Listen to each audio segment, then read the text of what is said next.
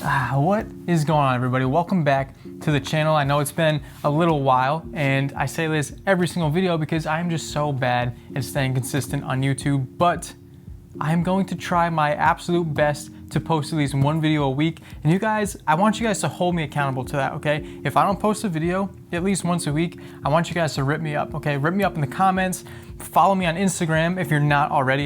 Here's the tag right here, @MacOnLink, super easy. Follow me on Instagram, rip me up on IG, hit me up in the DMs, and yeah, help me out a little bit, hold me accountable. Anyway, guys, today's video is all about lighting products for shooting product photos or shooting product B-roll for video, anything like that. And we're gonna do it super simple and easy with just 2 lights. This is all you need, it's just 2 lights to make this happen. And with this super simple technique, you guys will be able to create some amazing images that look like this right here. And you'll also be able to shoot some really nice sexy B-roll that looks like this right here.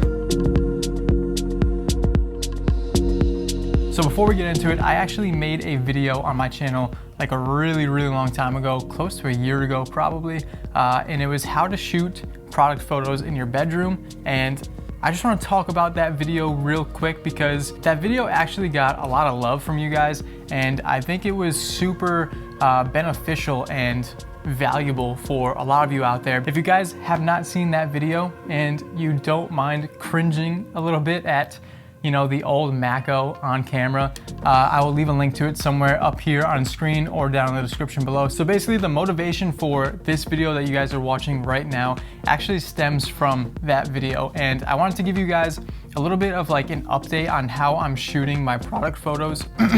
Voice crack. And I wanted to give you guys a little bit of an update on how I'm actually shooting my product photos for my clients now. And as you can see, I'm in my little studio space. And yeah, this is where I shoot all of my product photos, product videos for my clients. Like I said, we're only gonna use 2 lights, keep it really simple. And yeah, if you guys don't have a studio space like this, you can definitely do this at home in your bedroom. Like I said, you just gotta get creative with it. So keep your mind open. And yeah, this is just an update to what I have been doing now, and I hope you guys find this somewhat useful. All right, so referring back to that video of me shooting product photos in my bedroom, which again, if you guys haven't seen it, I highly suggest you go and watch that video because this is just like the upgraded version of where I started to where I am now. And I'm not saying that I am super successful and I have the best equipment now, but I think I've come a pretty long way from shooting photos in my bedroom.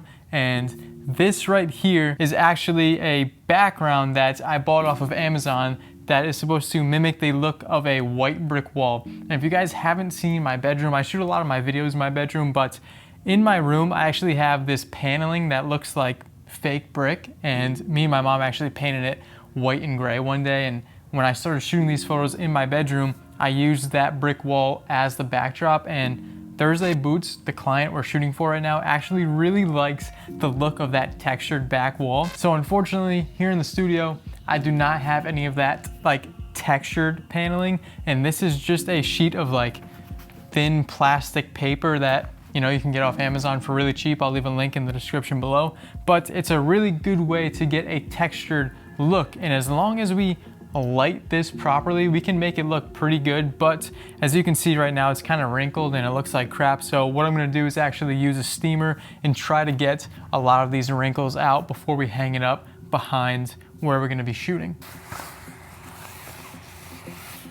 So if you guys do plan on doing this, just remember to be patient, you know, throw some music on, vibe out, chill a little bit, because this does take a little bit of time and you can't rush through it because you want these photos, like you want to sell this wall and make it look as real as possible. And if there's a bunch of wrinkles and creases in it from it being folded up and stuffed into your drawer like mine just was, then it's really not going to look like a wall. So I got to be patient and just try to work out these creases and these wrinkles as best as I can. And I'm not going to film this whole thing because you guys will be like, dude, we get it, you're steaming.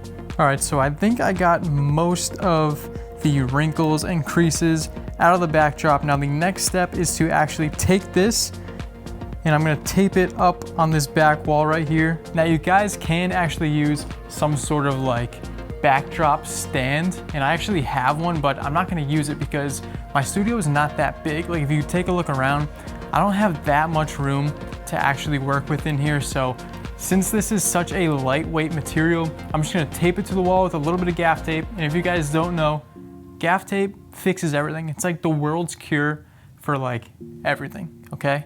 Now, don't take that to heart, but just know that it's true, kinda. Anyway, I'm gonna take a little bit of gaff tape, put this up on that wall, so that way there I don't have stands just all over the studio taking up extra space, because I want to try to create as much depth as possible back here, because this wall ain't real, okay? It's not real, we're just faking it, man. We're just faking it. All right, so we have the fake brick taped up against this wall, and as you guys can see, like there are some creases and wrinkles from it bubbling off of the wall itself here, and unfortunately that's going to be a really hard thing to get around. But what we're going to do is actually use a lighting technique that I think will help kind of hide these creases and wrinkles in the wall itself. And now we're just going to use this Godox SL60W to light this back wall.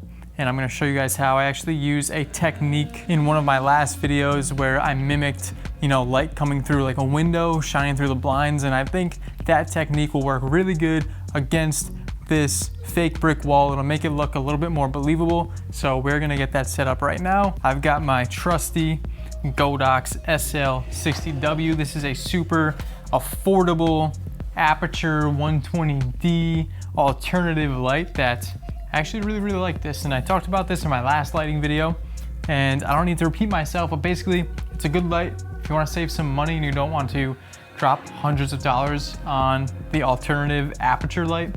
This is a really great option. I want to put it on somewhat of an angle. Get this beanbag chair out of here. So we got it on somewhat of an angle. Let me just turn this on to see where it's actually flooding to. And yeah, it's covering a majority of that back wall. What I'm gonna do here is just bring it up a little bit, angle it up right about there. Looks pretty dang good to me. Now on the light itself, I actually upgraded from the black foil that I was using in the last video to these barn doors. These are a really cheap and affordable add-on option. Let me just stop down here. And I also have this honeycomb grid on the front of the light, and basically what this honeycomb grid on the front is doing is just allowing me to focus the light into one specific area of the backdrop without too much spill coming out of the sides. And with the barn doors on here as well, I can really control this light so there's no spill coming out of any sides, and we can get the look that we want. All right, so now that we have the light set up, what I'm gonna do is bring in this second light stand, and this one in particular has these really handy clip clamp things that can hold like a reflector or something like this, which is what we're gonna use. But if you don't have this light stand, then you can also just use a normal light stand and one of these like jaw grip things. But since I have this, we're gonna use it, and I'm going to put up this piece of foam core that I actually cut out all of these strips to mimic the look of blinds. So that's the whole idea of this, is to make this brick wall look as real as possible, right? We want people to believe that this brick wall is real. Anyway, you guys get the point. I'm gonna clamp this up right here. Just like that, straighten it out so that way there it looks like an actual window.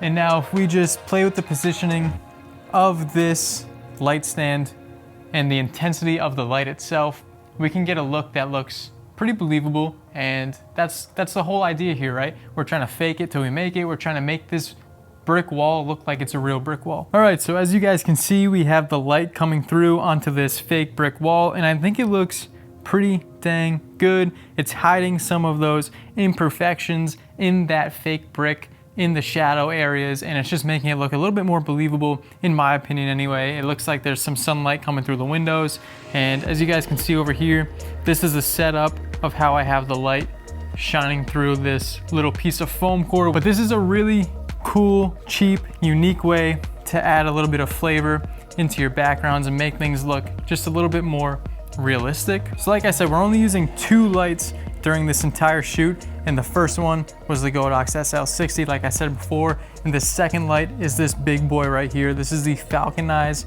RX24TDX or something, I don't know. I will leave links to everything in the description down below, like usual. And if you are interested in this light, I definitely recommend it, man. This light is amazing. And look how thin it is compared to my head. It's like thinner than my head. So it doesn't take up much space. It's really, really soft. It's a big light source. It's 24 inches by 24 inches.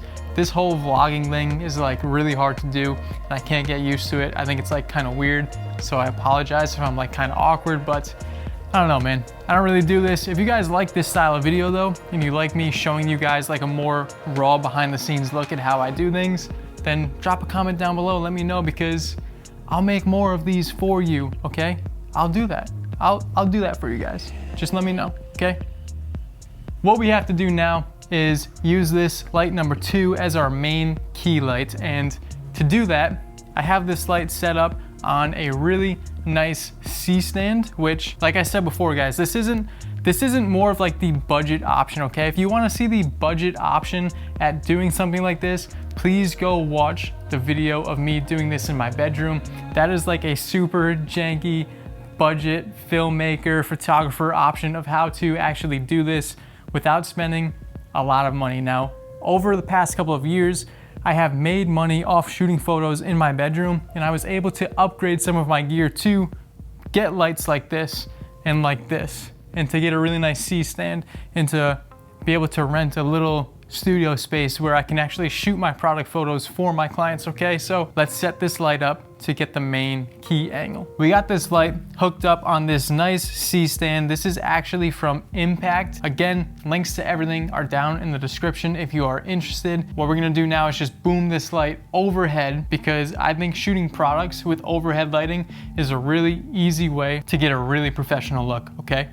Just slide this out, tilt it down, something like this. Make sure that your cords, when you're booming things over, make sure that your wires and cords are all running safely down the line of the pole, because you don't want to trip over it, and you also don't want to have this wire hanging down in your frame in your shots, okay? So looks pretty good right there. So as you guys can see, I have the light boomed out over the table where I will be shooting the products on, and I have the light angled a little bit towards the back wall. What this is going to do is throw some light onto the front of the product. The last thing to do is just raise this up a little bit. All right, so here's a final look at the setup that we got going on here from a wider view, so that way there you guys can kind of see and get a better idea of what's actually going on. We got our background light, the Godox SL60, shining through the foam core to create some texture and some shadows on that background wall. And then we got our main key light right here, this big falconized light, lighting our products, making everything look good. And the top down light just kind of rains and falls gently onto our subject and just looks really, really nice. But anyway, guys, before I let you go, I wanted to just give you one more tip, okay, when it comes to shooting products, because it's not easy. And that one tip is to just be patient, okay? Be patient with all of this, because you're gonna fail. And that's just the blatant truth right there. Like, you're gonna fail, and it's good to fail. So when you do fail, don't get upset, don't get mad, and whatever you do, do not quit, do not give up, keep trying. Maybe take a step away, try it another day. Whatever the case is, just keep trying, keep practicing, because you will get better, and failure is actually really important. You need to fail in order to get better. So one tip, just be patient. And what I like to do when I shoot photos is I actually like to play music. I like to get into a mental headspace where, you know, I'm happy, I'm feeling creative. When you get in the right headspace and you're vibing out like that, you just create much better content. So get in the right headspace, play some music, maybe listen to a podcast, an audiobook, whatever it is that you like to do that thing, and then just have patience, keep shooting, keep trying. And that's pretty much it, guys, okay? I hope you enjoyed this video.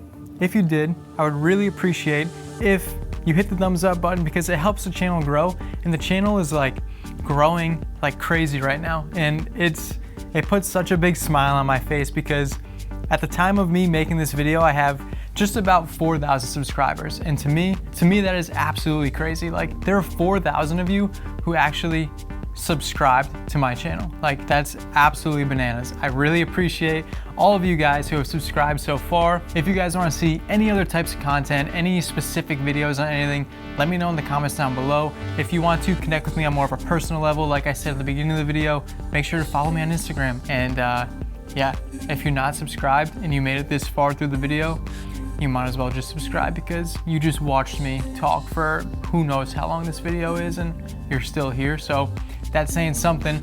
Anyway, guys, that's gonna wrap it up for this video, guys. I hope you enjoyed it. I hope you got some value and you learned something from this.